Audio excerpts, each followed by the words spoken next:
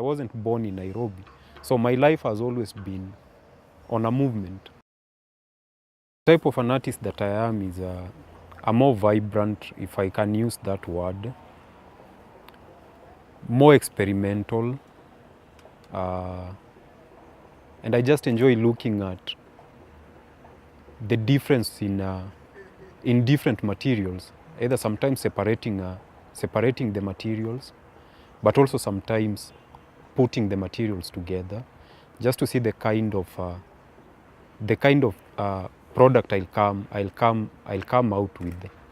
Also, my work rotates around, I think, the subjects that interest me most, and things that I can say I have personal relationship with, and also things that I've been following for quite a period, for a long period. So I'm not that kind of a person who will get a bulb moment and then work on something just in that time. I'm that artist who believes in maturity of an idea or a concept.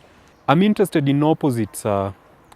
It could be because a human body is made of opposites. Just take away the clothes, you know. We have different surfaces with different textures, you know.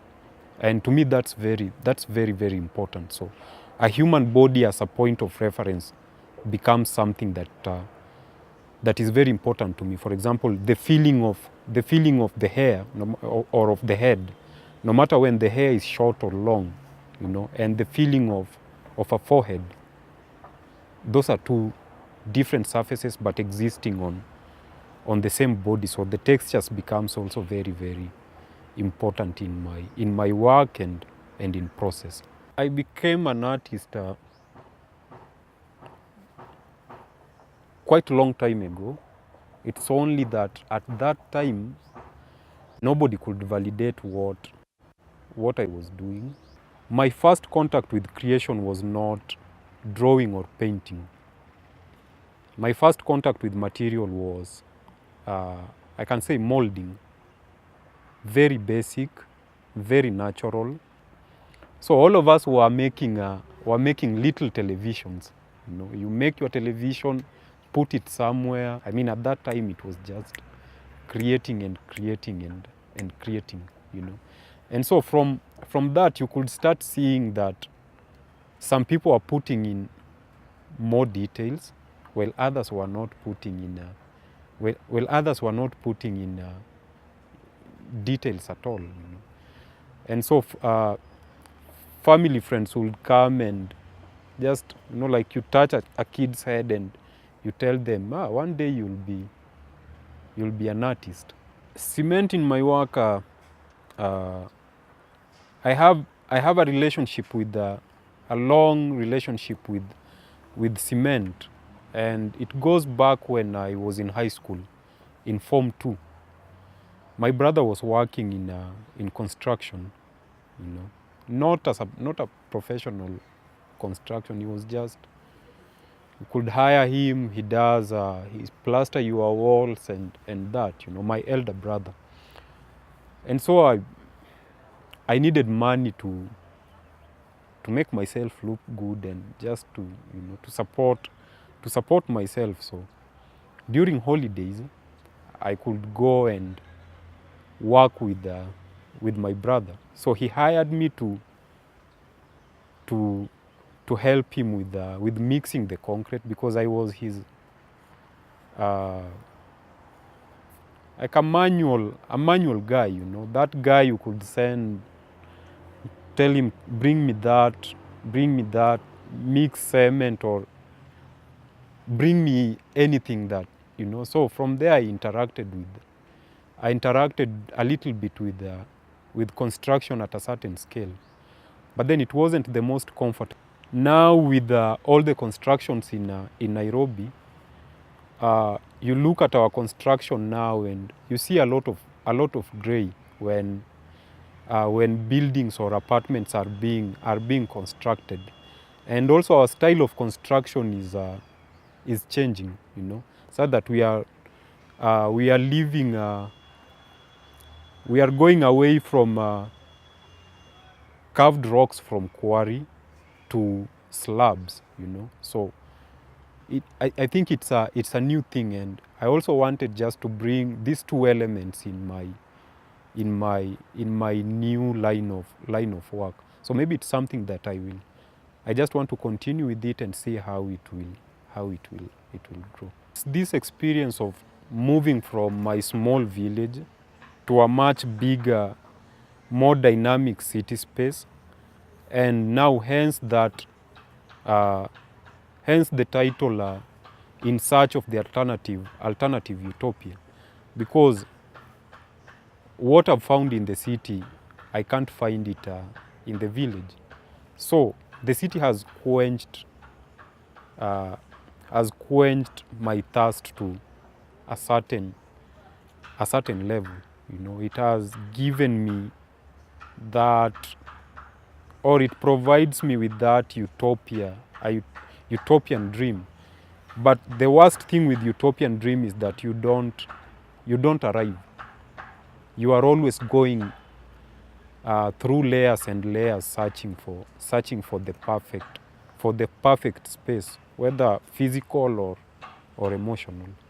The holiness in my work is a reference to. It's also a reference to my childhood and my late adolescent period. Having been raised by a Catholic mother, I come from a Catholic family. All of us are Catholics. And then having been raised not just by my family, but also with the church, you know. I wanted to become a priest one day in my life, you know. And I went through baptism, did my communion, did my confirmation, and even had my recommendation letter done by Father Alex Zanotelli to send it to one of the missionary schools, or seminary schools. I went to Italy after a terrible event happened in my life. I had just lost my mom.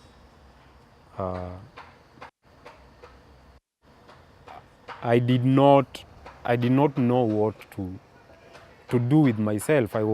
It was my last year in high school. So I met this nice person who later on became my mother after the departure of my biological mother. And her name is Antonietta. So after I did my high school, she paid for my college. And then she invited me to Italy with my first bunch of paintings. You know, just I was carrying them like this, just rolled and rolled. I had like 24 paintings rolled. And then because in the flight where you in the plane where you put your the luggage compartment, it's very small, and these were long paintings, and I did not want to put them in the cargo because I was afraid they might get lost. You know, it's your first journey, so you are nervous. You just want to see everything you have closer to you. So that's how I boarded my first flight to Italy. Did an exhibition there, though it was a little bit a naive kind of an exhibition without any experience in art. The community of Mesanye offered me this old castle, you know, which is very like a center of Mesanye, one of the attractions, and I did my first exhibition there. You know. So from there it has, and that's also where my first contact with guys who sell or African immigrants who sell counterfeit bags. So I had gone to Rome to meet a friend, and there they were. The guys were just in the street. Sometimes you see them being chased by the police. And an incident happened just outside Vatican. So we were going in Vatican for Mass. And I see these guys being chased by the cops. But one interesting thing that happened, they never got inside the Vatican, which I would have thought to be a sanctuary of hope, But I never asked why. They just took a turn and went into a corner and vanished like that. So from that first encounter, I've been always going back and just studying, just sitting behind and looking at them and collecting my material. One of the persons that I think have impacted me since childhood, especially with arts, was my dad, and his sense of dressing, but also his sense of design, because every furniture that we had in the house had been designed by him. So he only took the papers or the design sheets to a carpenter to realize his design, And he was also the first person that provided me with pencil and drawing papers, So I used to take whatever he was using, and that's what I will just do sketches and just scribbling and doing stuff. So he played an important role in my career.